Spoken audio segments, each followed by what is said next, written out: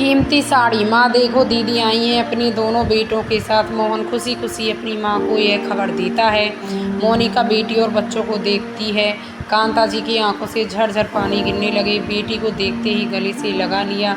पूरे 1 साल बाद मोनिका अपने मायके आई थी। बहुत दिनों से मोनिका को देखने की तमन्ना थी कांता जी की। अब वो बहुत बीमार रहती थी। अपने बेटा बहू के साथ वह रायपुर में रहती थी। उनके पति का देहांत कई साल पहले हो चुका था। कांता जी ने अपनी हैसियत के हिसाब से बहुत ही अच्छे घर में शादी की थी मोनिका की शादी को लगभग 24 साल हो गए थे। मोनिका अपने परिवार, भैया भाभी, माँ के साथ खुशी खुशी 1 हफ्ते रही।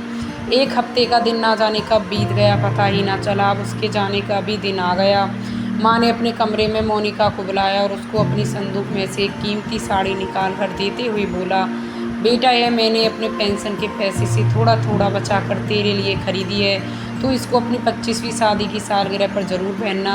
कांता जी हंसते हुए बोली, अरे माँ इसकी क्या ज़रूरत थी, तुम आओगी तब लेकर आना। नहीं बेटा मैं बहुत मन से तेरे लिए लाई हूँ, अभी तू इसको लेती जा, जब आऊँगी तब तुम लोगों की कुछ और लेकर आऊँगी। कहकर मोनिका को वह साड़ी कांता जी ने पकड़ा दी।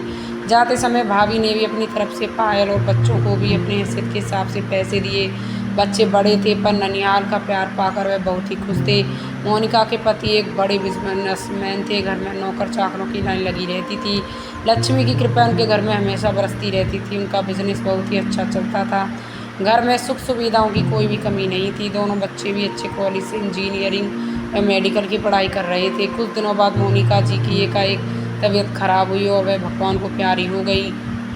किसी ने सोचा भी नहीं था कांता जी ने ऐसे सबको रोता बिलखता छोड़कर चली जाएंगी, पर जो भगवान की मर्जी है वह तो ज़रूर होता है। ऐसा ही हुआ। उनकी मृत्यु परिवार के लिए एक वज्रपात साबित हुई। कुछ महीनों बाद मोनिका की 25वीं सालगिरह आ गई। मोनिका का आशियाना खूब सारी लाइट्स व फूलों से सजाया गया। आज घर की बड़ी बहू की 25वीं शादी की सालगिरह थी। सास जेठानी नंदे सब इकट्ठा थी। खुशी के मौके पर सब लोग महंगी महंगी साड़ियाँ, भारी भारी गलों में सेट, कंगन, चूड़ियाँ पहनकर खानदानी रईस लोगों की तरह तैयार थी। मोनिका के लिए उसका पति राजीव बहुत ही सुंदर साड़ी खरीद कर लेकर आया था और उसने वह साड़ी मोनिका को पकड़ाई और बोला, आज शाम को तुम्हें यही साड़ी पहननी है। यह कहते ही वहाँ से अपने काम पर चला गया। मोनिका कोई जवाब नहीं दे पाई।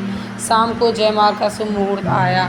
फिर मोनिका अपनी माँ की दी हुई कीमती साड़ी पहन के और गले में खानदानी हार, मोटे मोटे कंगन, सोने की चूड़ियाँ, बावजूद पैरों में सोने की पायल, सोने की बड़े बड़े झाले, माथे में बड़ी बिंदी और मांग में सिंदूर लगा कर तैयार हुई। तभी राजीव कमरे में आ गया। उसने मोनिका को तैयार देखकर गुस्से में बोला कि यह तुमने कौन सी साड़ी पहनी है, हम लोगों की हैसियत के हिसाब से तो बिल्कुल भी नहीं है, तुम इसको अभी बदलो।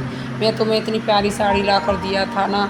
मोनिका बोली कि मेरे लिए यह बहुत ही कीमती है, ये मेरी माँ की निशानी है, इससे मेरी माँ की यादें जुड़ी हैं। माँ ने मुझे दी थी और बोला था कि मैं अपनी 25वीं एनिवर्सरी पर यही पहनूं। कह मोनिका की आंखों में आंसू आ गए। सुबह सोकर रोने लगी। पर इतने बड़े बड़े बिजनेसमैन व उनके परिवार आएंगे, वह देखकर क्या बोलेंगे कि क्या मैं अपनी बीवी को अच्छा पहना नहीं सकता। राजीव चिंता करता हुआ बोला। मोनिका ने बोला, नहीं मैं तो यही साड़ी पहनना चाहती हूँ। राजीव को अपना स्टेटस दिखाई दे रहा था और मोनिका को अपनी माँ का प्यार भरी निशानी। तभी उनके कमरे से बाहर से मोनिका की सासू माँ गुजर रही थी और उनके कानों में यह बात पड़ी। मोनिका को रोता देख वहाँ पहुँच गई और उन्होंने राजीव को समझाते हुए बोला, नहीं राजीव बेटा, मोनिका का मन है तो उसको यही पहनने दो, उसकी माँ की निशानी है। पर वह कुछ नहीं वो बेटा, जयमाला इस साड़ी से होगा। इसके बाद रात में फिल्मों का फंक्शन में चाहे वह तुम्हारी लाई हुई साड़ी पहन ले। कहकर रोती हुई मोनिका को सासू माँ ने चुप कराया और अपने गले से लगा लिया।